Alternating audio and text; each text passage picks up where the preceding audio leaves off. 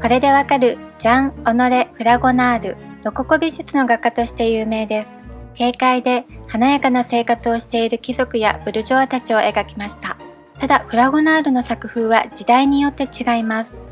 歴史画、ロココ調、そしてロココの陽気さをなくした作風へと。なぜこのように変化していったのか、フラゴナールの生涯を覗いてみましょう。1732年、南フランスのコートダジュールのグラースに生まれる。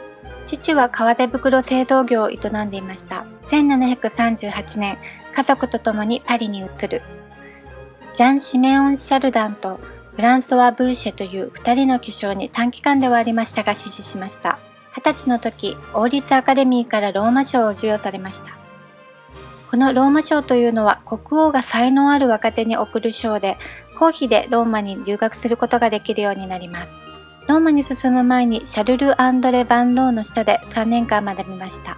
1756年ローマに留学。その5年後パリに戻ります。カロリエを救う大祭司コレリュスという歴史画の大作を制作しました。ペストの流行を終わらせるため生贄となったカロリエ。彼女に恋をしてしまったコレリュスが自分が身代わりになるところを描いた作品です。この絵はフランスのルイ15世に買い取られ、一気にフラゴナールは知名度を上げることになります。ただ国家は財政難だったため、なかなか代金が支払われませんでした。そしてここで第1回目方向転換します。アカデミーの期待には応えず、歴史画ではなく貴族や財界の有力者をパトロンとし、彼らが求めていた華やかなロココ的な作風になっていきます。18世紀のフランスでは宗教画や神話による壮大な愛が描かれる歴史画などのバロック様式から最も親しみやすい人間の恋愛を描く絵が好まれるようになっていたのです。自由な恋愛を謳歌していた上流階級の人たちが主役の絵です。そして1767年、ブランコを制作。画家としての絶頂期を迎えます。一見無邪気な少女の華やかな絵に見えますが、実は結構すごい絵なんです。この絵はサンジュリアン男爵という人からの依頼でした。ブランコに乗る私の愛人を描いてほしい。そして彼女の足元が見えるところに私を描いてほしい。と。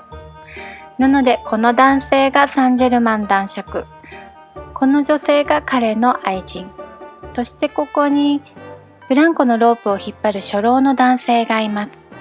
なんとこの女性の夫です。ブランコで夫と恋人のところを行ったり来たりします。こちらの天使が指を口に開けているポーズをとっているのは姫事の象徴。女性の足からミュールが脱げて飛んでいっています。こちらは性に奔放な様子を表しています。この絵はこの時代の自由で奔放な恋愛を描いているんですね。ただ時代は変わります。フランスの経済状態が厳しくなると、そんな中でも相変わらず贅沢な生活をしている貴族やブルジョワたちに非難が集まります。そしてロココに対する反発で新古典主義へと美術の流行りが変わっていきます。ルイ15世の愛人、デュバリー夫人の依頼により、ルーブシエーヌの館の装飾画として恋の成り行きという連作を書き上げました。ですがこのデュバリー夫人、流行りに合わせインテリアをロココ様式から新古典様式に改造してしまい、この恋の成り行きの作品たちは似合わないと制作後間もなく返還されてしまいます。時代の変化は大きかったため、ここで第2回目方向転換。フラゴナールは作風をロココの軽快さや陽気さをなくした絵に変化させていきます。ですが1789年、フランス革命が起こると彼のパトロンたちもギロチンにかけられたり追放されたりしました。そして絵を描く仕事がなくなっていきます。ちなみにこちらの動画を見ていただくとフランスのこの時の背景がわかると思いますので、よかったら見てください。説明欄にリンクを貼っておきます。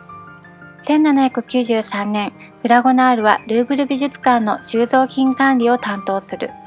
しかし1800年には解雇され、フラゴナールは世間に忘れられたまま1806年この世を去る。74歳でした。